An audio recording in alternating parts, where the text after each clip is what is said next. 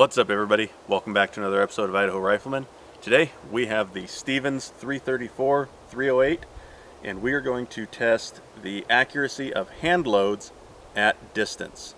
You'll remember I did an accuracy test of this rifle a few months ago, back in the winter time, out to 200 yards. We're going to take those hand loads and we're going to test them at 200 yards out at the long range as well and see how they do. So let's head out there and we'll get started.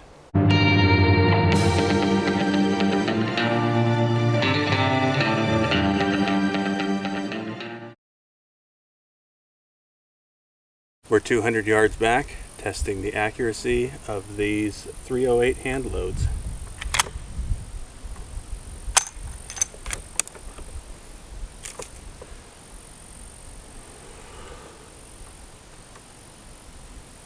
You can see I'm using the rest today, try to give myself a little bit more of an advantage. And this is the Vortex Crossfire 2 to 7 by 32 scope.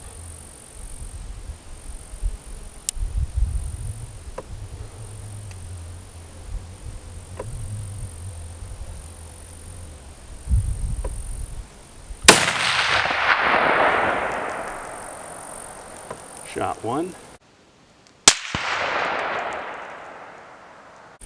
We're just going to do 3 shots today since that's what this magazine holds.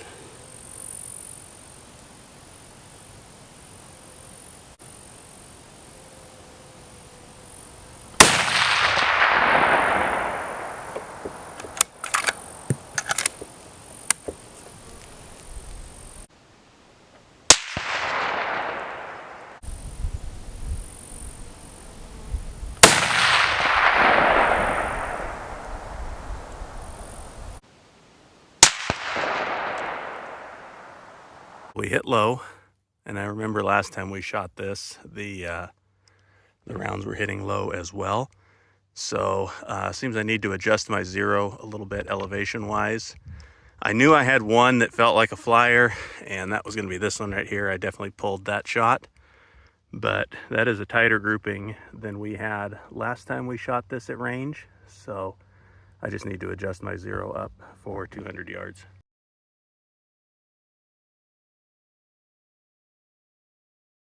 That's a wrap for this week's episode of Idaho Rifleman.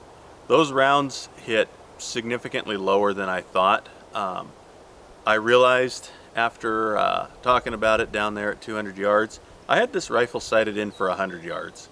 So that much drop was over 100-yard range from where this was zeroed. So that's pretty significant. I know those loads were a little bit underpowered, just as a practice of the individual that loaded them, but I don't see anything wrong with that. I think it's always better to be a little safe than sorry. But knowing how much of a drop that is from 100 yards to 200 yards, it's very informative to me as a shooter, and very good to know for that particular ammunition. The rifle, again, I believe this is a very accurate rifle.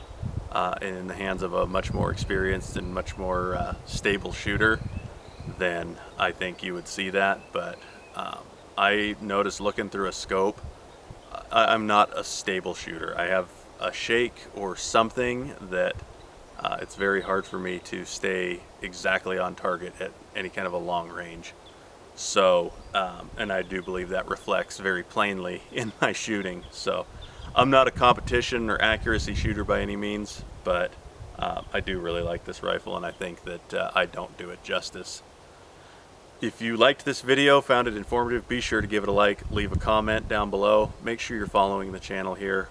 Somewhere around 95 to 97% of my viewers are not subscribed, so I'd really appreciate it if you take a moment. It really helps me out when you subscribe and follow the channel. But beyond that, it shows the powers that be on these different platforms that you see value in firearms and 2A related content, and it helps the gun community as a whole. Be sure to check out the Idaho Rifleman on Facebook and Instagram as well. And as always, I hope you all have a fantastic week. Take care, stay safe, and God bless. We'll see you next time here on the Idaho Rifleman.